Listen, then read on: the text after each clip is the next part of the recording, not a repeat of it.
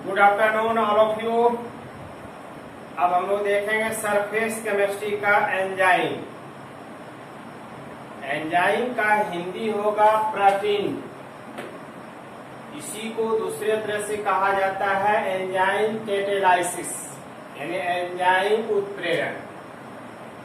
और इसका दूसरा और कह सकते हैं आप जैव रासायनिक उत्प्रेरण, जिसका इंग्लिश होगा बायोकेमिकल कैटेलाइसिस। Biochemical catalysis. तो कभी आपके एग्जाम में पूछ देगा एंजाइम क्या है, कभी दे देगा एंजाइम उत्प्रेरण क्या है, कभी दे देगा कि जैव रासायनिक उत्प्रेरण क्या है। चलिए, इन सारी चीजों का एक ही आंसर होगा। हम पहले आपको एंजाइम के बारे में बताते हैं। एंजाइम जो होता है वह हमारे शरीर में सुपर हीरो होता है, सुपर हीरो का रोल अदा करता है। हमारे शरीर में एंजाइम सेलों में पाई जाती है। हम जो भी भोज्य पदार्थ ग्रहण करते हैं वह हमारे शरीर में एंजाइम के द्वारा ही पाचन की क्रिया होती है। एंजाइम क्या करता है, हानिकारक बैक्टीरिया को मारने का कार्य करता है। और यह होता क्या है, तो कार्बनिक यौगिक होता है। अर्थात एंजाइम में क्या पाई जाती है, प्रोटीन। एंजाइम क्या पाई जाती है, प्रोटीन। बाद में बताएंगे कि यह प्रोटीन जो है किस प्रकार का प्रोटीन होता है, तो ग्लोब्यूलर प्रोटीन। ग्लोब्यूलर प्रोटीन होता है। यह आपका ऑब्जेक्टिव में पूछा जाएगा। ये सारी चीजों को हम लिखा देंगे। तो एंजाइम का क्या मतलब हुआ, एंजाइम का मतलब हुआ कि हम कोई भी भोज्य पदार्थ जो ग्रहण करते हैं वह हमारा शरीर में जैसे ही ग्रहण होता है एंजाइम अपना कार्य करना प्रारंभ कर देता है। और वह क्या करता है, भोजन को पचाने का कार्य करता है। अगर एंजाइम नहीं रहता तो हम लोग के शरीर में हेमोग्लोबिन का भी निर्माण नहीं हो पाता। यानी एंजाइम ही क्या करता है कि जो भी हानिकारक बैक्टीरिया वगैरह हमारे शरीर में प्रवेश करता है उसको भी मारने का कार्य करता है। एंजाइम बहुत सारे चीजों में पाई जाती है। अगर एंजाइम नहीं रहेगा कोशिका में तो किसी भी भोज्य पदार्थ का पाचन की क्रिया नहीं हो पाएगा। अगर पाचन की क्रिया नहीं होगा तो फिर ब्लड का निर्माण कैसे होगा, एनर्जी कहाँ से मिलेगा। इसलिए एंजाइम जो होता है हमारे शरीर में सुपर हीरो का रोल अदा करता है। क्लियर हो गया। अब एंजाइम की परिभाषा देखेंगे। बहुत सारे एंजाइम होते हैं। हम इसमें से कुछ एंजाइम के बारे में आपको बताए हैं जो कि आपके जो है सिलेबस के अनुसार इतना काफी होगा। इसी से आपका ऑब्जेक्टिव का क्वेश्चन भी उठेगा। चलिए इसकी परिभाषा देखते हैं। एंजाइम अधिक अनुभार वाले प्रोटीन होते हैं। अधिक अनुभार वाले प्रोटीन होता है जो जीवित जीवधारियों से प्राप्त होता है। एंजाइमों द्वारा उत्प्रेरित प्रक्रिया को ही एंजाइम उत्प्रेरण या जैव रासायनिक उत्प्रेरण कहते हैं। पुनः एक बार समझ लीजिए, एंजाइम क्या होता है, अधिक अनुभार वाले प्रोटीन होता है। और प्रोटीन तो आप जानते हैं कि हमारे शरीर में अगर प्रोटीन रहता है विद्यमान तो हमारे शरीर में किसी प्रकार का रोग प्रवेश नहीं कर पाता है। हमारे शरीर में देखते हैं इम्यूनिटी बढ़ाने के लिए हम क्या करते हैं, भोज्य पदार्थ को ग्रहण करते हैं। अगर भोज्य पदार्थ को ग्रहण नहीं करेंगे तो हमारे शरीर में एनर्जी का निर्माण नहीं होगा, ब्लड का निर्माण नहीं हो पाएगा, हम कोई भी काम नहीं कर पाएंगे। इसलिए हमारे शरीर के एंजाइम जो होता है वह अधिक अनुभार वाले प्रोटीन होता है। क्लियर हो गया। इसके बाद देखें यह क्या कहाँ पाई जाती है, जीवित जीवधारियों से, जीवित जीवधारियों से प्राप्त होता है। एंजाइमों द्वारा उत्प्रेरित प्रक्रिया को ही एंजाइम उत्प्रेरण या जैव रासायनिक उत्प्रेरण कहते हैं। अगर यह परिभाषा आपको याद नहीं हो पाता है तो बड़ा सिंपली परिभाषा हमने दिया है एंजाइम के बारे में। एंजाइम एक प्रोटीन है जो भोजन को पचाने में मदद करता है और हानिकारक बैक्टीरिया जो हमारे शरीर में प्रवेश करता है उसको भी मारने का कार्य करता है। और यह कैसा यौगिक होता है? तो कार्बनिक यौगिक होता है। क्लियर हो गया? पुनः एक बार सुन लीजिए। एंजाइम एक प्रोटीन है जो भोजन को पचाने में मदद करता है और हानिकारक बैक्टीरिया को मारने का कार्य करता है। यह एक कार्बनिक यौगिक होता है। सिंपली परिभाषा था, एक दो बार इसको रिवाइज कर लेंगे तो याद हो जाएगा। और चाहते हैं दूसरा, तो दूसरा भी हमने यहाँ लिख दिया कि एंजाइम अधिक अनुभाग वाले प्रोटीन होते हैं जो जीवित जीवधारियों से प्राप्त होता है। एंजाइम द्वारा जो उत्प्रेरित प्रक्रिया होता है उसी को एंजाइम उत्प्रेरण या बायोकेमिकल कैटेलाइसिस कहते हैं। दो तरह का डिफाइन हमने कर दिया आपको। अब आप पूछेंगे एंजाइम जो विद्यमान रहता है, एंजाइम से क्या क्या फायदा होता है? अगर एंजाइम नहीं रहता तो किसी भी चीज का निर्माण नहीं हो पाता। एंजाइम मौजूद रहता है तभी वह जो होता है अन्य पदार्थ का निर्माण होता है। यह एंजाइम की खासियत होता है। अब चलिए देखते हैं एंजाइम के बारे में। अब देखेंगे एंजाइम एग्जाम्पल हमने दिया C12H22O11, इसको कहा जाता है सुक्रोज। क्या कहा जाता है? सुक्रोज। तो सुक्रोज का सूत्र होता है C12H22O11।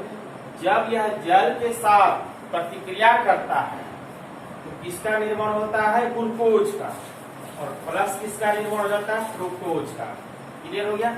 अब यह ग्लूकोज में क्या पाया जाता है? तो CHO यानी एल्डिहाइड।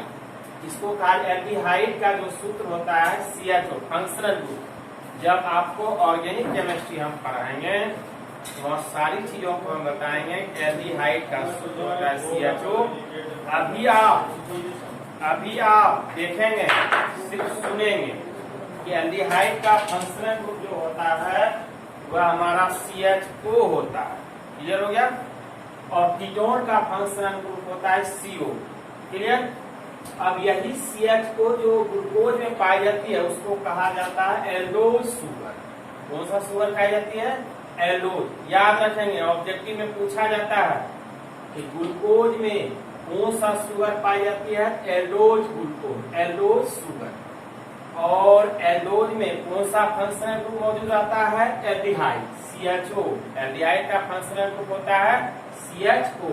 हम यहाँ लिख देते हैं एल्डिहाइड। एल्डिहाइड का फंक्शनल ग्रुप होता है CHO। और यहाँ पे हमने लिख दिया कीटोन। कीटोन का जो फंक्शनल ग्रुप होता है वह होता है आपका CO। दोनों तरफ बॉन्ड रहेगा। जब ऑर्गेनिक की बारी आएगा तो चटनी तरह चटवा देंगे। ठीक है? 11 में भी आपने सीखा है इसका फंक्शनल ग्रुप। तो चलिए, इसमें एल्डिहाइड समूह पाई जाती है इसलिए इसको कहा जाता है एल्डोज शुगर। इसमें कीटोन का फंक्शनल ग्रुप पाई जाती है, इसको कहा जाता है कीटोन। क्लियर हो गया? अब हमको देखना है यह सुक्रोज जब जल के साथ रिएक्शन करता है तो बनाता है ग्लूकोज और फ्रुक्टोज। यह ग्लूकोज और फ्रुक्टोज का निर्माण कैसे होता है? कौन सा एंजाइम इसमें पाई जाती है? इनवर्टेज। कौन सा एंजाइम पाई जाती है? इनवर्टेज। और यह इनवर्टेज कहाँ से प्राप्त होता है? ईस्ट से। ईस्ट मतलब होता है खमीर। ईस्ट का मतलब क्या होगा? खमीर। अब आप कहेंगे खमीर क्या होता है? जो भी भोज पदार्थ हम यूज करते हैं, जो भी खट्टे पदार्थ यूज होता है, जो भी सड़ा गला पदार्थ होता है उसमें जो है इनवर्टेज नामक एंजाइम पाई जाती है। और यह इनवर्टेज जब इसमें मौजूद रहता है तो इससे क्या होता है? अन्य यौगिक का निर्माण होता है जो बनता है ग्लूकोज और फ्रुक्टोज। यानी कहने का मतलब है जब सुक्रोज जल के साथ रिएक्शन करेगा तो वह उसमें कौन सा एंजाइम पाया जाएगा? इनवर्टेज नामक एंजाइम पाया जाएगा। उससे निर्माण होगा ग्लूकोज और फ्रुक्टोज। क्लियर हो गया? फिर दूसरा देखें, और दूसरा तरीका हम बताते हैं, नोट में हमने लिखा दिया। अब आप कहेंगे एंजाइम को हम कैसे पहचानेंगे? तो अक्सर प्रायः एंजाइम में देखेंगे आप कि लास्ट में ASE लगा रहता है। हमने लिख भी दिया है कि एंजाइम के लास्ट में पराया ASE लगा रहता है। तो क्या लगा रहता है? ASE। इससे आप क्या करेंगे? एंजाइम की पहचान कर पाएंगे। वो सब क्लियर हो गया? आपसे ऑब्जेक्टिव में पूछेगा कि सुक्रोज जब जल के साथ रिएक्शन करता है तो ग्लूकोज और फ्रुक्टोज का निर्माण होता है, उसमें कौन सा एंजाइम पाए जाते हैं? इन्वर्टेज। और इन्वर्टेज कहां से प्राप्त होता है? ईस्ट से। किससे प्राप्त होता है? ईस्ट में। यहां लिख देते हैं ईस्ट में। वो सब क्लियर हो गया? और एंजाइम का प्राय पहचान कैसे होगा? तो लास्ट में ASE लगा रहेगा। क्लियर हो गया?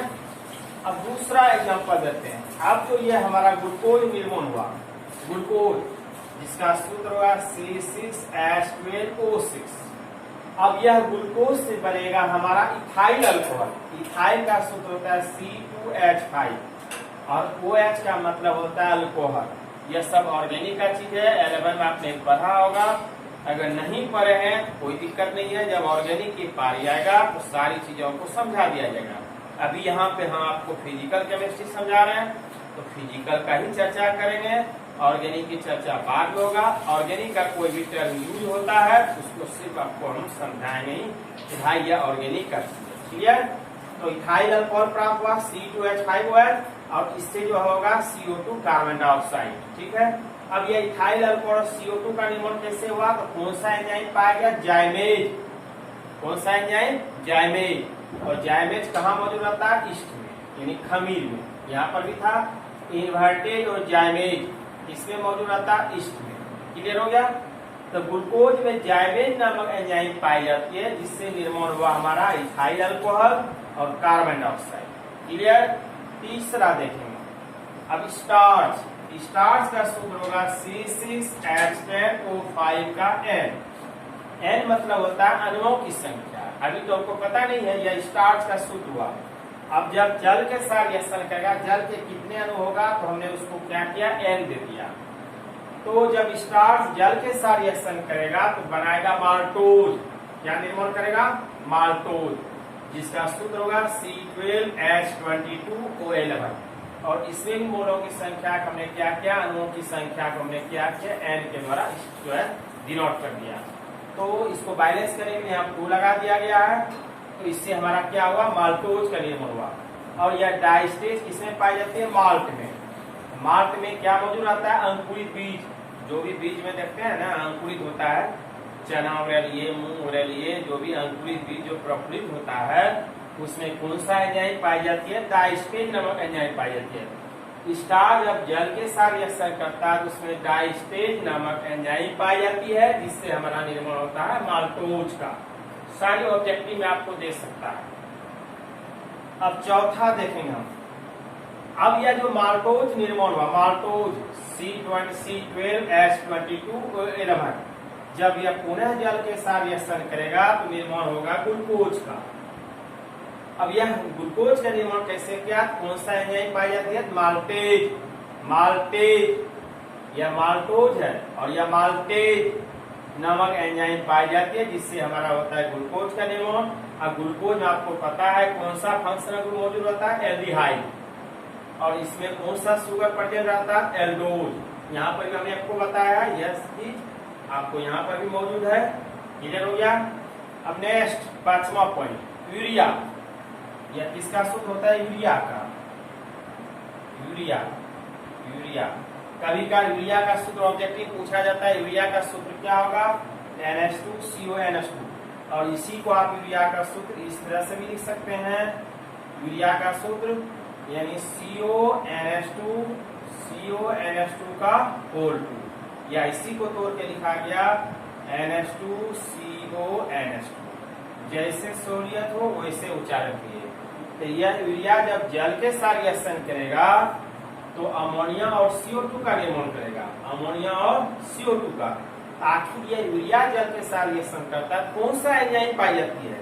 यूरिएज नमक। देखते हैं सबके लास्ट में ASE लगा हुआ है, सब में ASE लगा हुआ है, सब में ASE लगा हुआ है। ASE इससे क्या होगा कि आपको एंजाइम का पहचान हो जाएगा। यह यूरिएज जो है इसमें मौजूद रहता है एंजाइम, जिससे अमोनिया और CO2 का निर्माण होता है। क्लियर हो गया। अब घर में ही सिंपली सी बात सोचिए, दूध में दही का जो रस देते हैं तो दही का निर्माण होता है। आखिर दूध से दही कैसे बनता है? कौन सा एंजाइम इसमें कार्य करता है जो उसको दही में परिवर्तित कर देता है? तो यहाँ पर भी हमने लिखा दिया आपको, लैक्टिक बेसिली जो है, लैक्टिक बेसिली किसमें मौजूद रहता है? दही में। दही में कौन सा एंजाइम पाई जाती है? Lactic bacilli. ये सब जीएस का क्वेश्चन है, एक बच्चे से पढ़ते आए होंगे, इसको भी हमने नोट में डाल दिया। यह ऑब्जेक्टिव के लिए काम आएगा, जीएस के लिए काम आएगा कि दही में कौन सा एंजाइम पाई जाती है? Lactic bacilli. और दूसरा भी हमने आपको दे दिया नोट में, ज्यादा हमने बड़ा नहीं किया, इतनी बड़ा आपको दिक्कत होगा तो उसका भी हम संक्षिप्त तरीका बता देंगे आपको कि पेप्सिन और ट्रिप्सिन, यह जो पेप्सिन और ट्रिप्सिन होता है यह एंजाइम है, और यह एंजाइम में से कौन सा प्रोटीन रहता है? इसमें प्रोटीन पाई जाती है। प्रोटीन का निर्माण कैसे होता है? एमिनो एसिड, जो भी भोज्य पदार्थ हम यूज करते हैं उसमें एमिनो एसिड पाई जाती है। एमिनो एसिड से क्या होता है? प्रोटीन का निर्माण होता है। अब प्रोटीन में कौन सा एंजाइम पाई जाती है? पेप्सिन और ट्रिप्सिन। क्लियर। ये सारी चीजों का जो क्लास आपका हो रहा है एंजाइम, ये आपके सेल के लिए, आपके बॉडी के लिए बहुत नॉलेज होता है, और यह जीवित जीवधारियों में मौजूद रहता है। एंजाइम का कार्य इतने होता है कि एक चीजों से दूसरे चीजों में परिवर्तित करता है, ताकि इसमें कुछ तो पाया जाता होगा। हम भी भोज्य पदार्थ यूज करते हैं, रोटी खाते हैं, चावल यूज करते हैं, जो भी दूध वगैरह पीते हैं, जैसे पीते हैं, भोजन में कड़ा पदार्थ यूज के दांत से चबाए, वो सीधा क्या करता है? आमाशय में जाता है, बड़ी आंत से छोटी आंत में जाता है। वो सारी चीजों को पचाने का कार्य कौन करता है? एंजाइम करता है। अगर एंजाइम डायरेक्ट नहीं रहता तो हमारा शरीर में जो है ब्लड का भी निर्माण नहीं हो पाता, ऊर्जा का भी निर्माण नहीं हो पाता। ये सारी कार्य करता है एंजाइम, इसलिए एंजाइम को कहा जाता है सुपर हीरो। शरीर बॉडी के लिए जो एंजाइम क्या होता है? सुपर हीरो का रोल अदा करता है।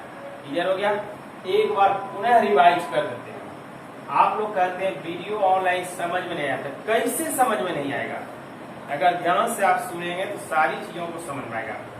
अब आपको इसके लिखने का भी तरीका हम बता रहे हैं। अगर आपके एग्जाम में एंजाइम की परिभाषा पूछा गया तो सबसे पहले इन दोनों में से कोई भी परिभाषा आप लिखेंगे गलत नहीं होगा। अब इतना सारा चीज लिखेंगे नहीं, यह सारी चीजों को आपको ऑब्जेक्टिव के लिए बताया गया। केमिस्ट्री का कोई भी प्रश्न का उत्तर लंबी चौड़ी नहीं रहता है, बड़ी शॉर्ट में रहता है, और उसमें 2 नंबर या 5 नंबर से ही गुजरता है, लेकिन ऑब्जेक्टिव भी तो रहता है। उसी के लिए हमने ये सारी चीजों को आपको बताया। एक बार पुनः रिवाइज करा देते हैं। एंजाइम का चले बने तो यह परिभाषा भी दे सकते हैं और यह भी दे सकते हैं, याद कर लेंगे। इसमें से कोई एक एग्जाम्पल देकर के आप छोड़ सकते हैं। क्लियर। हमने यह तरीका आपको बताया, क्योंकि 2 नंबर का रहता है, लंबी चौड़ी उतना लिखने का जरूरत नहीं है, लेकिन इतनी सारी चीजों को बताया आपको ऑब्जेक्टिव के लिए। नॉलेज रहना चाहिए भाई।